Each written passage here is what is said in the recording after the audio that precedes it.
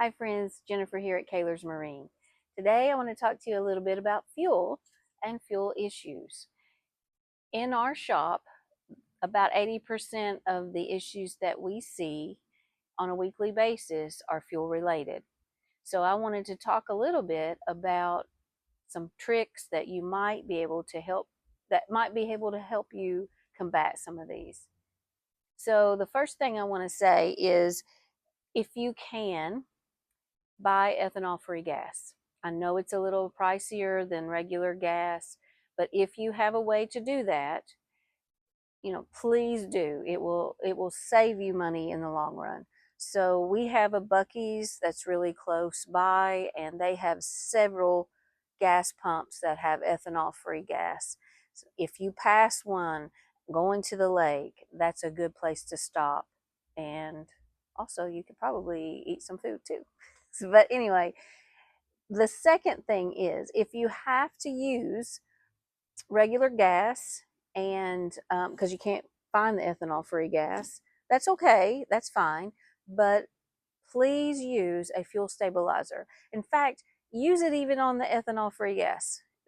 Really, the fuel that we have these days are, you know, anything that we have. Most people don't use their boat the way that we do on the coast around here because we're inland and you have to travel to the lakes. So it's a good idea to always use fuel stabilizer in your fuel. But I just wanted to point out a few. Mercury has their brand, of course. And then we have some 2+4 from Evan Johnson. Startron is a good brand. Staybill, of course, you could use, but just make sure it's the blue for marine, not the red.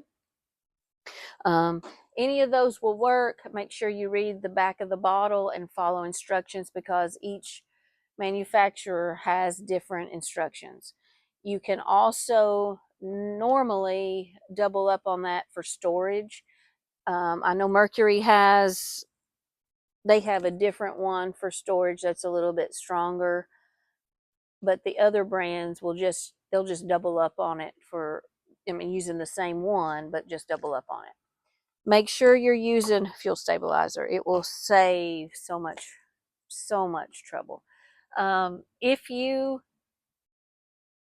have gas that's been sitting in your fuel tank for, we'll say, a year, sometimes we'll see some that's been in here for 2 years, sometimes even 6 months. Regardless, do a fuel sample. Put it in a glass jar. See if there's any debris. See if it separates. See if there's any water in it. If you have anything like that, get rid of that fuel. Do not try to mix fresh fuel into the old fuel because all you're doing is making the new fuel old. It's still not, you're still going to have issues. If you have water in your gas, you're still going to have water in your gas. You're just going to have more to get rid of later. So if you have old fuel in your tank, don't even try to run it. Siphon it out. Start with fresh. You don't want that in your fuel systems to go, up through into your new fuel pumps or the VST tanks, even carburetors. You don't want to have to clean all of that fuel system out. In fact, the new systems with the 4-stroke engines, the new fuel modules, they're $800-900 and they're non-serviceable pieces. So you don't want to have to buy those. So it's really good practice to if use ethanol-free gas when you can. Always use a fuel stabilizer. If you have issues with your fuel, I just want to point out that ethanol, we have 10% ethanol in our normal gas. That's in all of our gas pumps nowadays, except for ethanol free. And that is safe to use in your new engines. Ethanol will cause moisture to accumulate in your gas. It will absorb that right straight from the air. So it is always a good practice to every year change your fuel filters These are just a couple of examples from different brands. They are inline fuel filters that your manufacturer has put on your motor. So always change these at least once a year. You may also have one of these kits that's a fuel water separator kit on your boat that someone has installed aftermarket. It would have a spin-on filter that you can change the filter every year. These are definitely good items to have, and you're talking $36, $37. Well worth it for this. So keep those changed. Make sure you check your fuel sample if you haven't used your boat in a while. It's going to save you a lot of trouble. Also, I'm just going to show you this because I have it.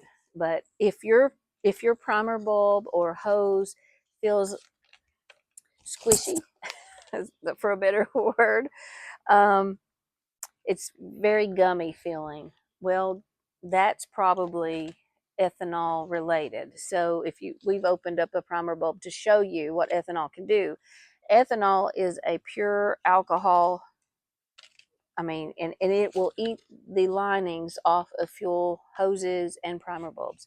Now, back several years ago, when all of this came about with ethanol, all of the big manufacturers, Evinrude, Johnson, Mercury, Yamaha, Honda, all of them had to get together and reconfigure all their hoses and their fuel tanks and fuel primer bulbs, all of that.